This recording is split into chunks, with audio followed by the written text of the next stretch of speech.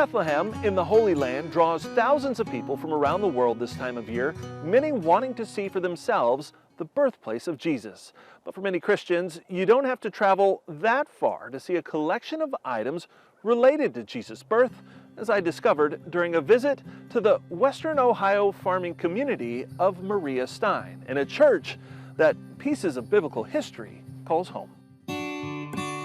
Beyond the Tannenbaum and bows, the gifts, the parties, and the baked treats lies the reason for the season. A baby whose story began in a lowly manger, surrounded by livestock inside a stable. That story and pieces of that manger traveling across the centuries and thousands of miles, finding its way here to Western Ohio. How do they even end up in the middle of farm country? Yeah, that's a good question. This epic tale begins in Rome, where the Catholic Bishop of Cincinnati petitioned the Vatican to send German-speaking members to Ohio to minister to a growing number of German-speaking Catholics. In 1843, Father Francis de Sales Brunner arrived, and soon after, 3 Sisters of the Precious Blood. By 1846, a convent was built, and their ministry at Maria Stein flourished. It was a self-sustaining property, so they were out in the fields. They had farm animals they were taking care of. But besides sustaining their needs for themselves, they were looking towards the community to assist too. At the same time, unrest and wars in Europe led to churches being closed, ransacked, or worse.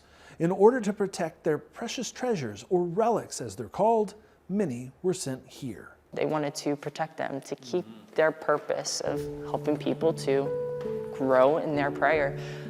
So they'd send them away with those whom they could trust with them. Official relics come with paperwork and rules that vouch for their authenticity. And these relics are a connection to these past men and women who've lived throughout history and have given their lives to the Lord. In this small chapel, there are 1,200 relics, including ornately decorated and preserved pieces of Jesus' manger. If we look above, on the left-hand side of the main altar, the top window at that center panel on the stand, kind of with the crystals going down from it, on that stand, that reliquary holds a piece of the manger.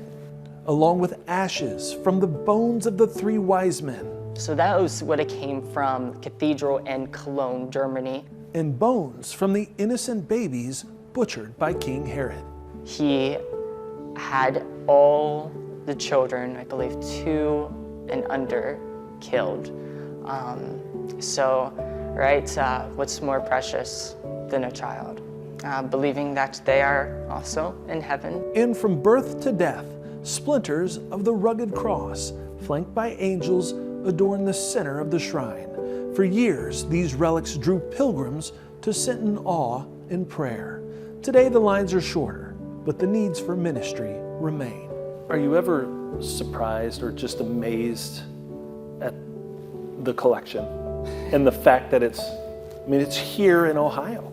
Sometimes it's easy to get distracted by other tasks throughout the day, but just always kind of, when you go back and have a moment of silence, just sitting in the presence of some of the Lord's relics and the relics of the saints,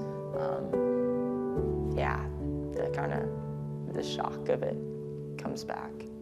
A moment to reflect during the busyness of the season, as pieces of the story stand to tell the tale from these frozen fields in Western Ohio.